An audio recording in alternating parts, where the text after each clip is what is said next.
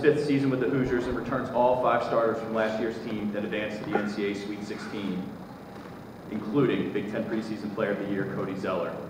Coach, if you'd like to go ahead with an opening statement, then we'll open it up for questions. Well, I'd like to thank the Big Ten, first of all, for continuing to have what is just an incredibly first-class event, and for all the people that participated in that. Thank you, all of you. Thanks for coming and covering this league, and I don't think any of us take it for granted. I know I don't. And when you coach in a league like this, and you coach against the teams and coaches that we go against, and you know that it is a big deal every time out. To have this kind of attendance is a big deal as well. And as far as our team, right now, there's no question that our whole mindset, our whole goal to get to where we want to be as a team, to get that identity that we have to have, is to make sure that we feel like we're better, just a little bit better every day. It sounds cliche-ish, but it's the truth.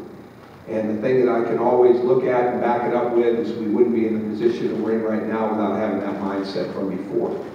And the bottom line is, if your team is improving, led by your best players, and then everybody else has to fall in line. And there's no doubt that the attention the team has gotten has been good, and in the sense of that they've worked very hard to get back in the conversation. It makes for good conversation, but the daily challenge of trying to improve and trying to deal with all the things that we need to do to be a better basketball team is what's most important. And that's where our focus has been. That's where it's been as coaches, and fortunately that's where it's been as a team and inside of our practices. And it's our job as coaches to create that environment every day where the challenges are there, dealing with adversity, trying to put them in as many situations that we can to improve in and to take head on. And it's up to them to make sure that they come in every day with a mental preparation that's strong, with an energy that's really good, and with a mindset to compete. And if we do that, then improvement will be there, and that gives us an opportunity to move forward. As far as the league, to me, when you look at this league, I don't think you can do anything in my mind but look at the fact that Michigan State, Michigan, and Ohio State won the championship last year, and until somebody unseats them, that's the way that it is. And it's a new season and all that, but those teams didn't get any worse. And in some cases, probably even better. And when you have a league like that, and you've got all the great programs that are in this league, you know that it is absolutely going to be a hard-fought, grinded out, in a sense of not maybe grinding the games as much as grinding through what it will be all about, and getting your team up to that challenge through your practices and through your non-conference is so important, because you don't know what the league holds, other than that it's going to be a battle every night. So to me, that's where our focus is. As far as some individual guys, Cody Zeller epitomizes so many things about the program, and number one is the humble spirit that he has. I mean, he's very confident, but he's got a humbleness, and he's got a desire to improve. And when, like I said earlier, when your best players lead the way with improvement in your team, then you have an opportunity to keep getting better. There's no room for taking a seat back or for taking a day off for anybody else in the program when your best players work that way. And he continues to improve. He's got a lot of things that he can get better at. He knows it. We know it. And if those improvements continue, we can do a lot of things with him. As far as our 3 seniors that are with us now, Jordan Halls has been just a classic example of what you want your program to be from start to where it is right now. He's never come in and wavered one day in his work ethic. He's never come in, you could probably count on one hand the number of days he's taken off. That's out of the 365 days a year. And he's always in the gym. He's always in Cook Hall or Assembly Hall, making his game better. And he's a fantastic leader for us. Christian Watford also shows what happens when you continue to improve. And he went from a 32% three-point shooter as a sophomore to a 44% three-point shooter as a junior, and had much of the year where he was hovering around the 50% mark. And the biggest thing for Christian this year, if our team is going to get better, he needs to model the consistency day in and day out that he needs to be at his best, which he's fully capable of. And again, then you have some of your best players leading the way with where it's at. Derek Elston, unfortunately, had an injury on Saturday night during our Hoosiers area. He'd been playing pretty well. And his weight was in a great place, his strength was in a great place. And just as happens sometimes, something happened inside that game that nobody could pinpoint. And he had some knee issues. We held him out, got him MRI'd right away, and he's going to have surgery tomorrow. And he'll be out a period of time. And we have a baseline of what we're looking at that, but you can never tell until they get in, they do the work, and then start the rehab process with him. And we've got a lot of other players. I want to open up time for questions, right? And try to answer anything I can. Thanks, Coach. We'll open up the floor at this time. Just crash right here. Good. Front left here.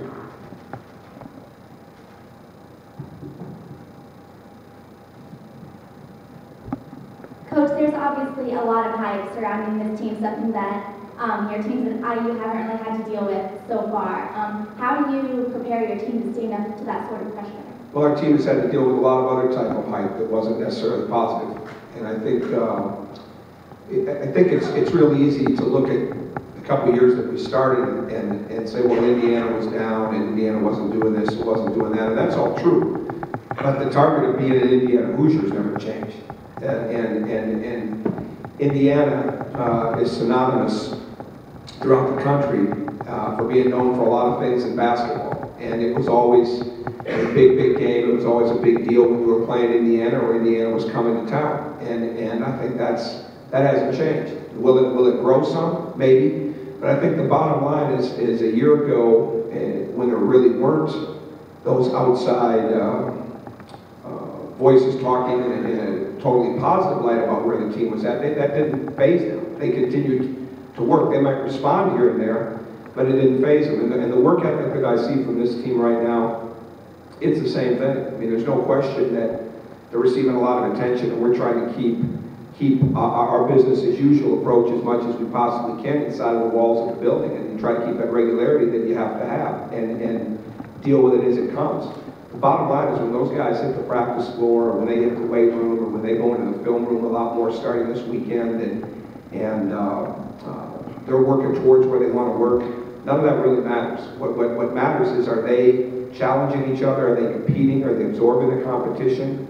And are they really hungry to get better? And I don't see any sign of that not being the case.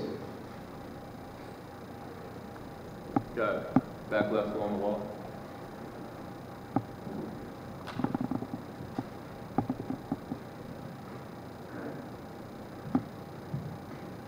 Coach Crean, obviously going back to your Marquette days and even now, you've coached a lot of great players. Where do you think Cody's out of the ranks in terms of the better players you've coached? And do you think there's a lot of pressure on him this season, considering all the preseason accolades he's received? Well, first off, I don't think Cody is somebody that's ever responded to pressure. I think that's what makes him as mentally tough as he is at his age. And to me, that's never wavered. He's not easily rattled. And his confidence is high because he never, I don't see anything ever from Cody that would make you think that he's arrived at some point or he's achieved some type of greatness. He's not like that. I don't want to compare players when you're still coaching them. Those are for days when it's all said and done. But to me, I'll go back to what I said when we signed him. His mental toughness is phenomenal. His character is phenomenal. He's got a tremendous work ethic. He's a great teammate. Those are the things that make him stand out right now. And if that improvement level continues the way that it has, then he'll have an outstanding season for us. Far right. Coach, I know this is a little bit early, but how do you see Derek's injuries sort of affecting, I guess, the dynamic of the front court at this point? Well, we've been dealing with other injuries this week with having gone around again, and so you hate to say that it's part of it, but it really is. I mean, the disappointment is for him in the sense that he has been working very hard. He's been playing at a pretty good level, improving all the time. And I don't see this taking away a season or anything like that. I mean, certainly the surgery, and I'm not a doctor, so we'll find out.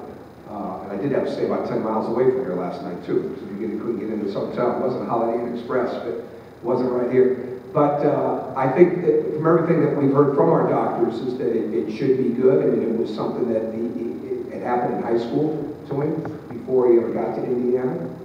So we'll see how it all turns out. But I think he's a senior. He's been a tremendous leader. Without question, he's been as good as anybody in the program in trying to help the younger players. I don't think that will change, even as he's going through the rehab. And he knows what's expected of him. He knows what we do. And I think that will really help him as he comes back. There won't be a great learning curve, obviously, for him in that sense. And he's been through it. He can make shots. He can get rebounds. He knows what we're doing. So when that time comes, he'll be back. And in the meantime, other people will have to continue to grow into what they're trying to get to, and at the same time, maybe do a little bit more with the veterans. We have time remaining for one more question for Coach. On the aisle. Hi, Coach. I wanted to ask you about the strength of basketball in the Midwest this year, with yourselves, Kentucky, Louisville, Michigan, all coming in toward the top of the ranks. Forget Ohio State. Ohio State, of course. Purdue, Wisconsin, Michigan State, Iowa, Minnesota, Northwestern, And how that, Illinois. if it all changed the landscape of college basketball.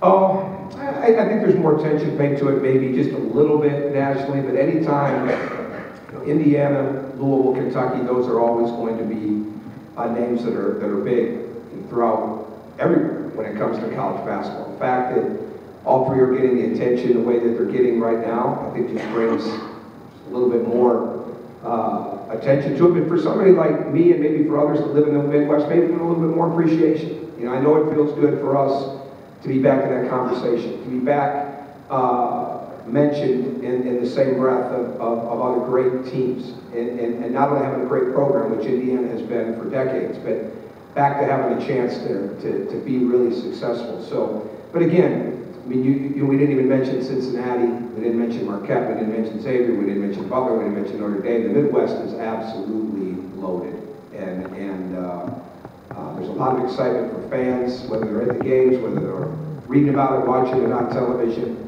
and it just makes it that much more competitive for all the coaches and players going against one another. Thanks, Coach. Best of luck this season. Thank you.